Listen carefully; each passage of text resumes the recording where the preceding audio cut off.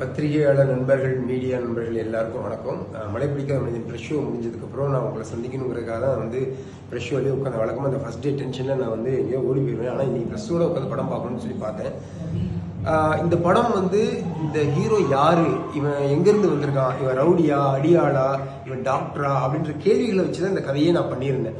மர்மமாக ஒருத்தன் ஃபெரியில் வந்து இறங்குறான், இவங்க அடிபட்டிருக்கு, அந்த அடி ஏன் பட்டிருக்கு, அவனுக்கு பின்னாடி யார் இருக்கா, அவன் கூட வர்ற சரத்குமார் யாரு, இவங்களுக்கு பின்னாடி என்ன கதை இருக்குது, திடீர்னு மெட்ராஸில் யாரோ ஒரு மினிஸ்டர் தேடுறான், அவன் யாரு, இவனை காப்பாற்ற ட்ரை பண்ணுறவங்களாம் யாரு, இவனை தேடி வர்றவங்க யாருன்னு கேள்விகளாலே இந்த படத்தை வந்து நகர்த்தி நான் ஸ்கிரிப்ட் பண்ணியிருந்தேன்.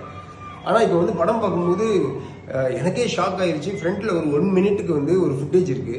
இந்த ஃபுட்டேஜ் இந்த படத்தில் வந்து நான் வைக்கல, அது எப்படி வந்துன்றது எனக்கு தெரியல.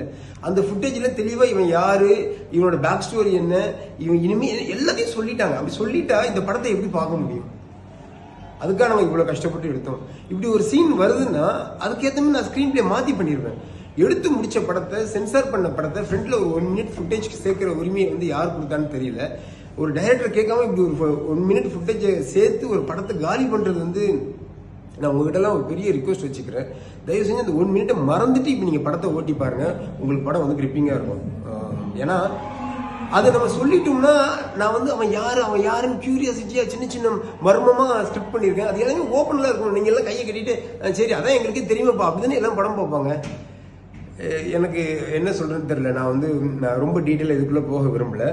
தயவு செஞ்சு உங்கள் எல்லாருக்கும் ஒரு ரிக்வஸ்ட், விமர்சனமோ இல்லை வாட் எவர் இந்த படத்தை பற்றி ஒப்பீனியனுக்கு நீங்கள் வரதுக்கு முன்னாடி ஃப்ரண்ட்டில் இருந்த அந்த 1 மினிட் ஃபுட்டேஜை தயவு செஞ்சு மறந்துடுங்க. அது வந்து நான் ஆட் பண்ணதில்லை, எனக்கும் அதுக்கும் சம்மந்தம் இல்லை. படத்தில் இருக்கிறதே எனக்கு தெரியாது, எனக்கு தெரியாமல் அதை ஆட் பண்ணப்பட்டது.